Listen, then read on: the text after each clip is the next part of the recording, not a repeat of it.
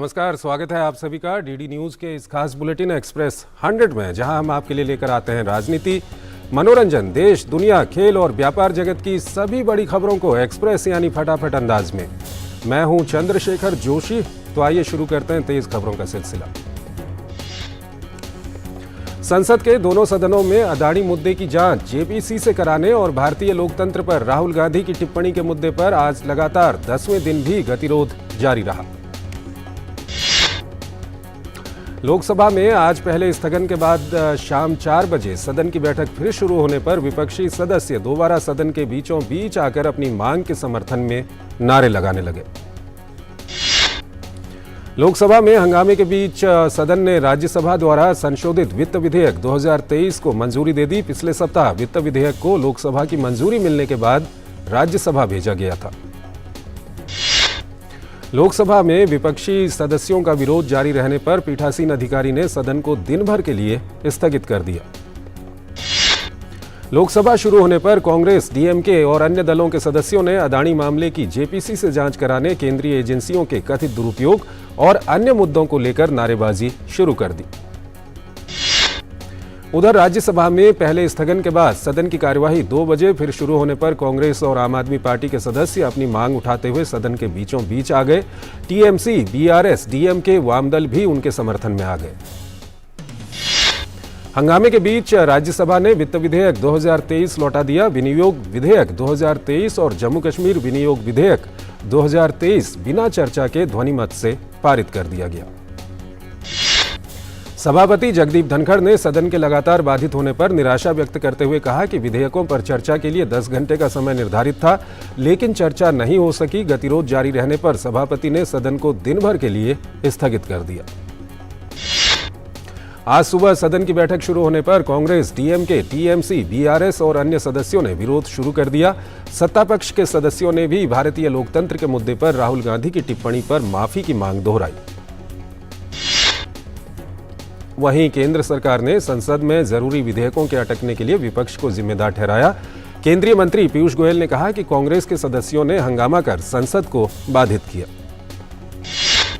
केंद्रीय सूचना एवं प्रसारण मंत्री अनुराग ठाकुर ने कहा कि राहुल गांधी कोर्ट का आदेश मानने को तैयार नहीं है। साथ ही उन्होंने कहा कि राहुल न पिछड़े समुदाय से माफी मांग रहे हैं और न ही कोर्ट में माफी मांग रहे हैं। केंद्रीय मंत्री गिरिराज सिंह ने कांग्रेस नेता राहुल गांधी पर वीर सावरकर को लेकर की गई टिप्पणी पर तीखा हमला बोला है। गिरिराज सिंह ने कहा कि राहुल गांधी को सावरकर को जानने के लिए 7 जन्म लेने पड़ेंगे। केंद्रीय मंत्री अर्जुन राम मेघवाल ने कहा कि देश में बोलने की स्वतंत्रता है, लेकिन गाली देने की स्वतंत्रता नहीं है। उन्होंने कहा कि सारे प्रकरण को राहुल गांधी को राजनीति के चश्मे से नहीं बल्कि कानून के चश्मे से देखना चाहिए। भाजपा नेता सुधांशु त्रिवेदी ने संसद में काले कपड़े पहनकर कांग्रेस के प्रदर्शन पर कहा कि गलत बयानबाजी और झूठा प्रचार करना इनकी पुरानी आदत रही है। उन्होंने कहा कि अब कांग्रेस का काला जादू चलने वाला नहीं है। राहुल गांधी की सावरकर के बारे में की गई टिप्पणी पर बीजेपी लगातार हमलावर है। भाजपा नेता प्रकाश जावड़ेकर ने कहा कि राहुल गांधी को वीर सावरकर के बारे में कोई जानकारी नहीं। भाजपा सांसद निशिकांत दुबे ने कहा कि राहुल गांधी को न्यायपालिका पर भरोसा नहीं है और वो अपनी दादी की तरह देश में इमरजेंसी की पुनरावृत्ति करना चाहते हैं। इससे पहले केंद्रीय मंत्री गजेंद्र सिंह शेखावत ने राहुल गांधी पर हमला बोलते हुए कहा कि राहुल गांधी एक हैबिचुअल ऑफेंडर की तरह काम कर रहे हैं। शेखावत ने कहा कि न्यायपालिका पर सवाल उठाकर कांग्रेस नेताओं ने साफ कर दिया है कि वो संविधान और न्यायपालिका में विश्वास नहीं करते हैं। गजेंद्र सिंह शेखावत ने कहा कि राहुल गांधी के बयान से ओबीसी समुदाय आहत हुआ है और उन्होंने कोर्ट के द्वारा समय दिए जाने के बाद माफी मांगने के अवसर को गंवाया है। गजेंद्र सिंह शेखावत ने कहा कि राहुल गांधी को वीर सावरकर जैसे महान स्वतंत्रता सेनानी के अपमान के लिए माफी मांगनी चाहिए। बीजेपी के ओबीसी सांसदों ने कांग्रेस नेता राहुल गांधी के बयान के खिलाफ संसद परिसर में महात्मा गांधी की प्रतिमा के सामने विरोध प्रदर्शन किया। महाराष्ट्र बीजेपी सांसदों ने वीर सावरकर पर राहुल गांधी के बयान के खिलाफ संसद में शिवाजी की प्रतिमा के सामने विरोध प्रदर्शन किया। उद्धव ठाकरे गुट के नेता संजय राउत ने वीर सावरकर पर राहुल गांधी की टिप्पणी पर कहा कि वीर सावरकर हमारे और देश के लिए श्रद्धा का विषय है। महाराष्ट्र के मुख्यमंत्री एकनाथ शिंदे ने कहा है कि स्वतंत्र वीर सावरकर का बार बार जो अपमान राहुल गांधी कर रहे हैं, इसकी जितनी निंदा की जाए वो कम है। बंगाल विधानसभा में नेता प्रतिपक्ष शुभेंदु अधिकारी ने ममता बनर्जी पर हमला बोलते हुए कहा कि भाजपा 29 मार्च को बंगाल की भ्रष्टाचारी सरकार के खिलाफ नेताजी मूर्ति के सामने धरना प्रदर्शन करेगी। शुभेंदु ने कहा कि ममता बनर्जी के राज में बंगाल में शिक्षित बेरोजगार युवाओं का आंकड़ा 2 करोड़ पहुंच गया है। शुभेंदु ने कहा कि अवैध घुसपैठियों की संख्या में आज 9 गुना वृद्धि हो चुकी है और यह आंकड़ा 45 लाख पहुंच चुका है। शुभेंदु अधिकारी ने कहा कि प्रधानमंत्री नरेंद्र मोदी की सरकार ने परिवारवाद, जात पात और तुष्टीकरण जैसे मुद्दे खत्म किए, लेकिन पश्चिम बंगाल और तेलंगाना में आज भी तुष्टीकरण और भ्रष्टाचार जारी है। राष्ट्रपति मध्य कोलकाता के नेताजी इंडोर स्टेडियम में राज्य सरकार द्वारा आयोजित नागरिक सम्मेलन में भी शामिल हुई। इस मौके पर राज्यपाल सीवी आनंद बोस, मुख्यमंत्री ममता बनर्जी मौजूद थे। इससे पहले राष्ट्रपति द्रौपदी मुर्मू के कोलकाता पहुंचने पर राज्यपाल सीवी आनंद बोस और मंत्री फिरहाद हकीम ने उनका स्वागत किया। वहीं राष्ट्रपति को गार्ड ऑफ ऑनर दिया गया। पर्यावरण और जलवायु निरंतरता से जुड़े कार्य समूह की दूसरी बैठक गांधीनगर में शुरू हो गई है। बैठक G20 के सदस्य देशों की ओर से जल संसाधन प्रबंधन की श्रेष्ठ पद्धतियों पर प्रस्तुतिकरण के साथ शुरू हुई। इस आयोजन में 30 से अधिक देशों और कई अंतर्राष्ट्रीय संगठनों के प्रतिनिधि हिस्सा ले रहे हैं। इनमें आमंत्रित देशों के 11 और अंतर्राष्ट्रीय संगठनों के 14 प्रतिनिधि शामिल हैं। बैठक की चर्चा भूमि क्षरण रोकने, पर्यावरण प्रणाली को मजबूत करने, जैव विविधता को समृद्ध करने, संसाधन दक्षता को प्रोत्साहित करने, चक्रीय अर्थव्यवस्था व सतत और जलवायु अनुकूल समुद्री अर्थव्यवस्था को बढ़ावा देने पर केंद्रित है। इटली और चीन समेत G20 देशों ने जल प्रबंधन पर अपनी अपनी श्रेष्ठ कार्य प्रणालियों को साझा किया है। इटली ने सूखा प्रबंधन जबकि चीन ने भूजल प्रबंधन पर अपनी श्रेष्ठ कार्य प्रणालियों को साझा किया। इस बीच G20 इंडियन प्रेसिडेंसी के तहत दूसरी G20 इंफ्रास्ट्रक्चर वर्किंग ग्रुप की बैठक 28 और 29 मार्च को विशाखापत्तनम में आयोजित होगी। दूसरी IWG बैठक में भारतीय प्रेसिडेंसी के तहत इंफ्रास्ट्रक्चर वर्किंग ग्रुप के एजेंडे पर चर्चा की जाएगी। इस बैठक में चर्चा की जाने वाली प्रमुख प्राथमिकता कल के शहरों का वित्त पोषण, समावेशी, लचीला और सतत है। G20 अध्यक्षता के तहत पहली व्यापार और निवेश कार्य समूह की बैठक मंगलवार से शुरू होगी। देश की आर्थिक राजधानी मुंबई में 28 से 30 मार्च तक चलने वाली इस 3 दिवसीय बैठक में कई अहम मुद्दों पर विस्तार से चर्चा होगी। केंद्रीय वाणिज्य और उद्योग मंत्री पीयूष गोयल दूसरे दिन इसका उद्घाटन करेंगे और बैठक में हिस्सा लेंगे। बैठक के तीसरे और अंतिम दिन सूक्ष्म, लघु और मध्यम उद्यमों MSME को वैश्विक व्यापार से जोड़ने और व्यापार के लिए सक्षम लॉजिस्टिक निर्माण पर चर्चा होगी। मंगलवार से उत्तराखंड के नैनीताल जिले के रामनगर में विज्ञान विषय पर G20 सम्मेलन की पहली बैठक शुरू होने जा रही है। इसके लिए शासन प्रशासन पूरी तरह से मुस्तैद है। इस 3 दिवसीय G20 सम्मेलन की बैठक के लिए तैयारियों को अंतिम रूप दे दिया गया है। रामनगर में विज्ञान विषय पर होने वाले G20 सम्मेलन में 70 से अधिक विदेशी अतिथि वैज्ञानिक सलाहकार शामिल होंगे। यूपी में OBC आरक्षण के साथ स्थानीय निकाय चुनाव का रास्ता साफ हो गया है। सुप्रीम कोर्ट ने राज्य निर्वाचन आयोग को यूपी में निकाय चुनाव का नोटिफिकेशन जारी करने की इजाजत दे दी है। इससे पहले यूपी सरकार ने OBC आरक्षण के मुद्दे की जांच के लिए गठित आयोग की रिपोर्ट कोर्ट में पेश की थी। 2 दिन में इसके लिए नोटिफिकेशन जारी किया जाएगा। लक्षद्वीप के सांसद मोहम्मद फैजल की याचिका पर SC कल सुनवाई करेगा। फैजल ने SC में याचिका दाखिल कर अपनी लोकसभा सदस्यता बहाल करने की मांग की है। फैजल को हत्या के प्रयास के एक केस में 10 साल की सजा मिली है, जिसके बाद उनकी संसद सदस्यता चली गई थी। 25 जनवरी को हाईकोर्ट ने सजा के साथ साथ दोषी ठहराए जाने के फैसले पर रोक लगा दी थी। तमिलनाडु में बिना शर्त RSS को रूट मार्च की इजाजत देने के मद्रास हाईकोर्ट के डिवीजन बेंच के आदेश के खिलाफ राज्य सरकार की अर्जी पर सुप्रीम कोर्ट ने फैसला सुरक्षित रखा है। तमिलनाडु सरकार का कहना था कि वो पूरी तरह से RSS के रूट मार्च के खिलाफ नहीं है, लेकिन कुछ संवेदनशील इलाकों को छोड़कर बाकी जगह शर्तों के साथ ही रूट मार्च की इजाजत होनी चाहिए। दिल्ली शराब नीति मामले में BRS नेता के कविता की अर्जी पर SC में सुनवाई 3 हफ्ते के लिए टल गई है। के कविता को फिलहाल SC से कोई राहत नहीं मिली है। कोर्ट ने ED और के कविता को अपनी दलीलों के समर्थन में लिखित नोट जमा कराने को कहा है।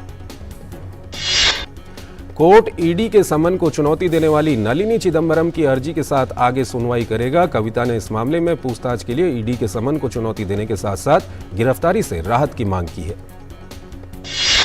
24 घंटे में 1300 किलोमीटर का सफर तय कर आखिरकार उत्तर प्रदेश पुलिस बाहुबली अतीक अहमद को गुजरात से लेकर प्रयागराज पहुंच गई है। उसे नैनी जेल में रखा गया है। मंगलवार को प्रयागराज के एमपी एमएलए कोर्ट में अतीक की पेशी होगी। पेशी के दौरान उसका भाई अशरफ और एक अन्य आरोपी भी वहां मौजूद रहेंगे। सेंसेक्स 127 अंकों की बढ़त के साथ 57,653 अंकों पर बंद हुआ। सेंसेक्स करीब 125 अंक मजबूत हुआ है। सेंसेक्स में 127 अंकों की तेजी रही है। निफ्टी 40.65 अंकों की बढ़त के साथ 16,964 अंकों पर बंद हुआ।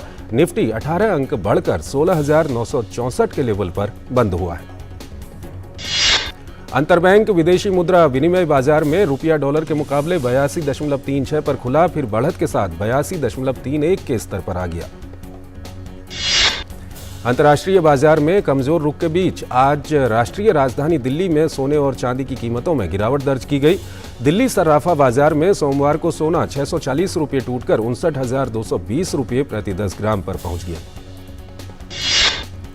चांदी 700 रुपये गिरावट के साथ 70,140 रुपये प्रति किलोग्राम पर पहुंच गया, जबकि पिछले कारोबारी दिन में चांदी 70,500 रुपये प्रति किलोग्राम पर बंद हुआ था। रिजर्व बैंक ऑफ इंडिया की अगले महीने होने वाली मॉनिटरी पॉलिसी समिति की बैठक में रिजर्व बैंक ब्याज दरों में इजाफा कर सकता है। देश में खुदरा महंगाई दर 6% से ऊपर बने रहने से यह आशंका बढ़ गई है। ईपीएफओ के सेंट्रल बोर्ड ऑफ ट्रस्टी की बैठक शुरू। इस बैठक में वित्त वर्ष के लिए ब्याज की दरें होनी है तय। इस बार ब्याज दरों के बढ़ाए जाने की उम्मीद है। कर्ज में फंसी कंपनी रिलायंस कैपिटल के कर्जदाताओं की नीलामी का दूसरा दौर आयोजित करने की योजना खटाई में पड़ गई है। बोलीदाता नई नीलामी में हिस्सा लेने के लिए इच्छुक नहीं दिखाई दे रहे हैं। देश की सबसे बड़ी टेलीकॉम कंपनी रिलायंस जियो ने अत्यधिक तीव्र गति वाली इंटरनेट सेवा देने के लिए सबसे तेज और व्यापक 5G दूरसंचार नेटवर्क खड़ा करने के लिए करीब 1 लाख दूरसंचार टावर लगाए हैं। नायका में गहराया संकट, 5 वरिष्ठ अधिकारियों का इस्तीफा। नायके ने शेयर बाजार में 2021 में ली थी एंट्री। जर्मनी में वेतन वृद्धि की मांग को लेकर परिवहन विभाग के कर्मचारियों द्वारा हड़ताल। वेतन वृद्धि की मांग को लेकर सड़कों पर उतरे हजारों परिवहन कर्मी, 2300 से अधिक उड़ानें रद्द।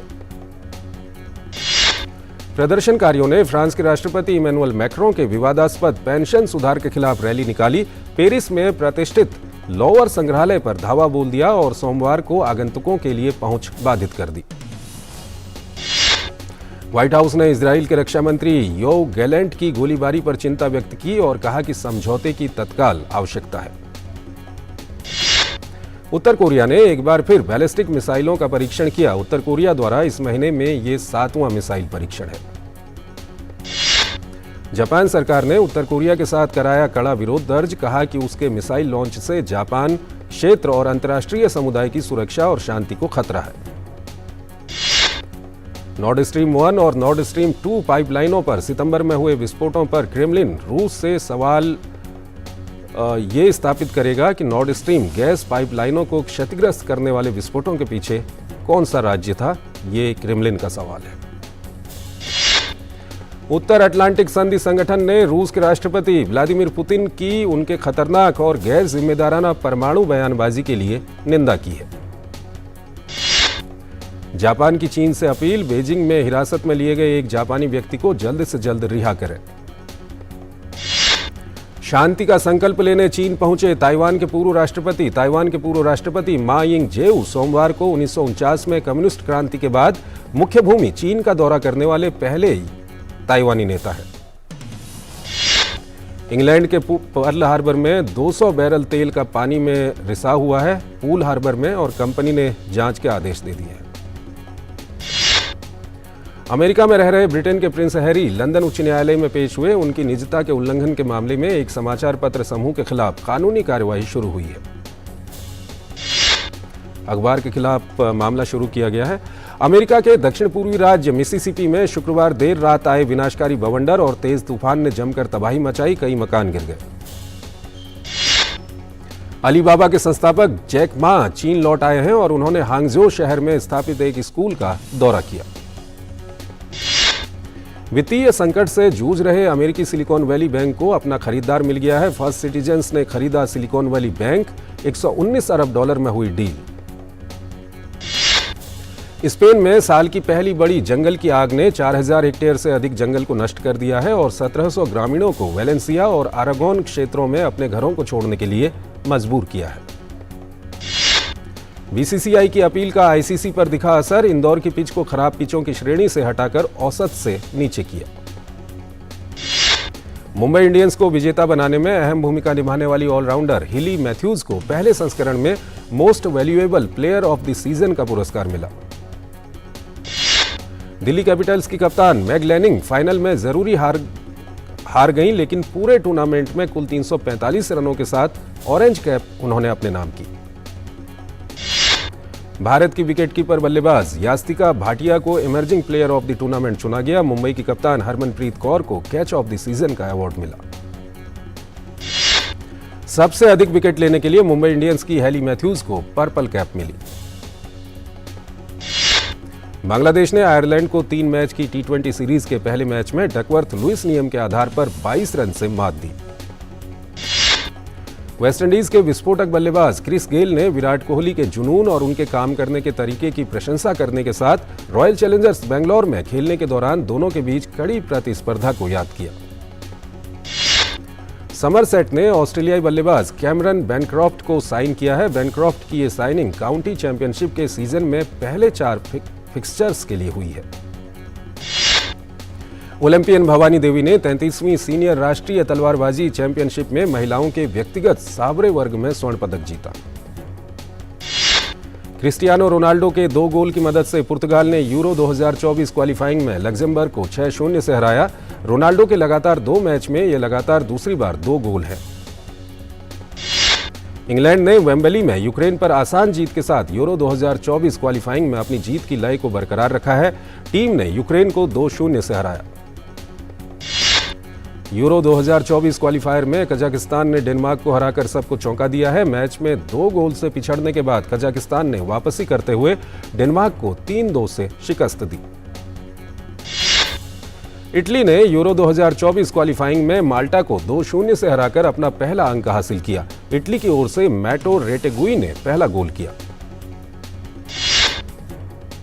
एंटोनियो कॉन्टे ने 16 महीने के प्रभार के बाद टॉटेनहम हॉटस्पर के प्रबंधक पद को आपसी सहमति से छोड़ दिया है।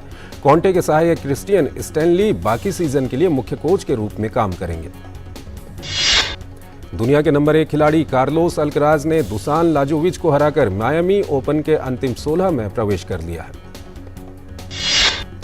साउथ इंडस्ट्री के सुपरस्टार महेश बाबू की फिल्म SSMB 28 की रिलीज डेट का ऐलान हो गया है। त्रिविक्रम श्रीनिवास के निर्देशन में बन रही ये फिल्म अगले 13 जनवरी को सिनेमाघरों में दस्तक देगी। RRR फेम, रामचरण और कियारा आडवाणी की पॉलिटिकल थ्रिलर फिल्म RC-15 का नाम बदलकर गेम चेंजर कर दिया गया है। फिल्म को इसी साल रिलीज किया जाएगा। अभिनेता बेलमकोंडा श्रीनिवास की पहली फिल्म छत्रपति का पहला लुक जारी। फिल्म छत्रपति 12 मई को सिनेमाघरों में रिलीज होगी। शाहिद कपूर स्टारर राज और डीके की वेब सीरीज फर्जी ने एक नया रिकॉर्ड बना लिया है। हाल ही में एक सर्वे करने के बाद फर्जी वेब सीरीज को अब तक की सबसे ज्यादा देखी जाने वाली भारतीय सीरीज घोषित किया गया है। रानी मुखर्जी की film Mrs Chatterjee versus Norway की दूसरी सप्ताह की कमाई में उछाल आया है। 10वें दिन में भारत में फिल्म की कमाई पहुंची 15 करोड़ के पार। अक्षय सिंह की पिंकी ब्यूटी पार्लर का फर्स्ट लुक पोस्टर आउट हो गया है। फिल्म को 14 अप्रैल 2023 को रिलीज किया जाएगा। अजय देवगन और तब्बू स्टारर फिल्म भोला सिनेमाघरों में दस्तक देने को तैयार है। फिल्म भारत में 30 मार्च को 2D, 3D, IMAX 3D और 4DX में रिलीज होने वाली है। अजय देवगन की भोला को CBFC ने UA सर्टिफिकेट दिया है। राधिका आप्टे की अपकमिंग फिल्म मिसेज अंडरकवर का टीजर रिलीज हो गया है। ये फिल्म 28 अप्रैल को रिलीज होने जा रही है। रणबीर कपूर और श्रद्धा कपूर स्टारर फिल्म तू झूठी मैं मक्कार का बॉक्स ऑफिस पर जलवा जारी है। रिलीज हुए 19वें दिन बीतने के बाद भी बॉक्स ऑफिस पर फिल्म लगातार कमाई कर रही है। फिल्म 125 करोड़ का आंकड़ा पार कर चुकी है। बॉक्स ऑफिस पर फर्स्ट वीकेंड में Hollywood film John Wick chapter 4 ने बाजी मारी है। शुक्रवार को रिलीज हुई इस फिल्म ने अपने पहले वीकेंड में 26 करोड़ 50 लाख रुपए का बिजनेस किया है। इसमें गुरुवार के पेड प्रीव्यूज के कलेक्शन भी शामिल है। तो इस बुलेटिन में फिलहाल इतना ही। आप बने रहिए डीडी न्यूज के साथ। नमस्कार।